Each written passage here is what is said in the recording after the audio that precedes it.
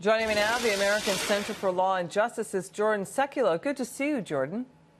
Good to see you, Liz. Can you help us break this down? How could these charges rise to the level of criminality? What's a probative implication here?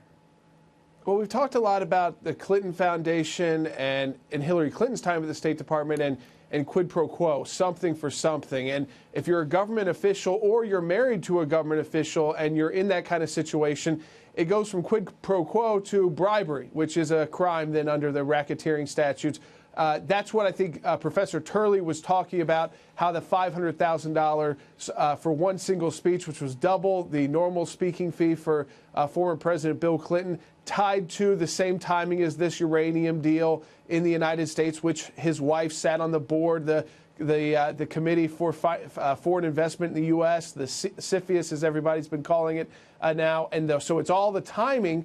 It's why the investigation matters. It's why this confidential informant being able to speak to these committee chairs is very important, because that's the beginning of a real investigation, which could lead, won't necessarily lead, but could lead to criminal charges. That's on the uranium matter. Now, on the matter involving the dossier, the lawyer for the Clinton campaign who failed to acknowledge that he paid for this first, and then by doing that also failed to report it in the FEC. He listed it as just like normal fees and didn't say what it was. Well, under U.S. election law, your campaign funds, when you use them for campaign activities that are specific, like research on an opponent, you have to at least list that down. And if you don't, if you fail to do that, it is actually a federal crime. It is not just a civil matter. It's a federal crime. We're going to be staying on this story. Jordan, now we want to ask you about the Trump administration agreeing to pay between $1 million and $10 million to settle lawsuits against the Internal Revenue Service, the IRS, for targeting Tea Party nonprofit groups during the Obama administration,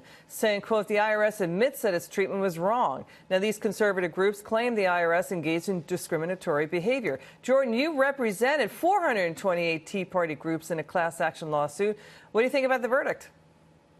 No, we represented 41 groups, Liz, in the civil action. The class action. We had some of our groups, Liz, were part of the class action as well. Our case focused on. We also settled today with the government. The judge has signed off on that. Attorney General Sessions has said this was an abuse of power. All of our clients came to an agreement. This was never about, the money, because these were small groups. So when this is all that money is dispersed amongst the hundreds of groups, it's a few thousands of dollars here and there to cover some costs. What this was really about, why we filed these lawsuits, and these were brave clients to take on the IRS, and I'm glad that we could stand with them in court nearly 4 years fighting the IRS so that this never happens again to anyone else, Liz. That was their goal, to make sure the IRS never engages in this kind of political viewpoint targeting ever again. Jordan Sekulow, we love having you on. Come back soon.